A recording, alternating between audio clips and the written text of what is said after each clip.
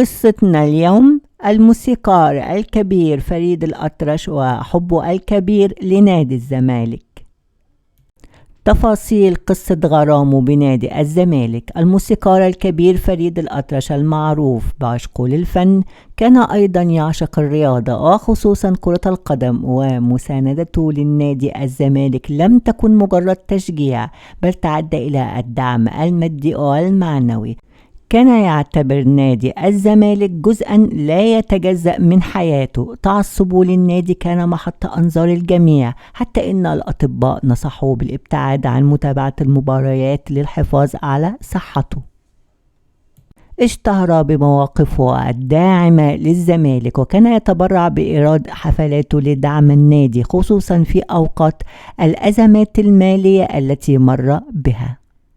المواقف الطريفة بينه وبين الفنانين لم تخلو العلاقة بين فريد الأطرش وأصدقائه من الفنانين من المشاكسات الكروية، فقد كانت مباريات الأهلي والزمالك تشعل الروح التنافسية بينهما، وأحيانا كانت تصل إلى المزاح الثقيل. تحكي القصص عن خلافات طريفة بينه وبين عبد الحليم حافظ بسبب مباريات القطبين، وكيف كان يغير كلمات الأغاني ليعبر عن حبه للزمالك. لعب الموسيقار الكبير فريد الأطرش دورا مهما في دعم نادي الزمالك خلال الأزمات المالية، حيث أقام حفلات غنائية وتبرع بالإيراد للنادي، وهو ما ساهم في تجديد المنشآت والمباني. كان مثال للفنان الذي يستخدم شهرته وفنه لخدمة المجتمع، ولا سيما في الأوقات العصيبة التي مر بها نادي الزمالك.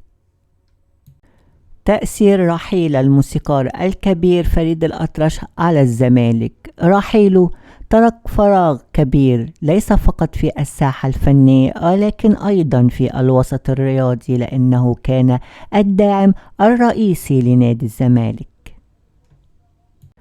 حب جماهير الزمالك للموسيقار الكبير وتقدير لما قدمه من دعم معنوي ومادي، ويظل اسمه محفورا في ذاكرة النادي. سنة 1960 الحدث فريد الأطرش يقيم احتفالية كبرى بعد فوز الزمالك على الأهلي. وعام 1961 الحدث الخلاف بين فريد الأطرش وصالح سليم بسبب تعصب الموسيقار الكبير للزمالك. عام 1966 الحدث فريد الأطرش ينقذ الزمالك من الإفلاس بإقامة حفلات دعم.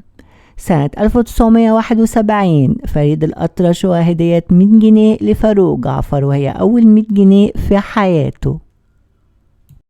قصة حب الموسيقار الكبير فريد الأطرش للزمالك تظل خالدة في الذاكرة، وتبرز كيف يمكن للفن والرياضة أن يلتقيا في شغف واحد.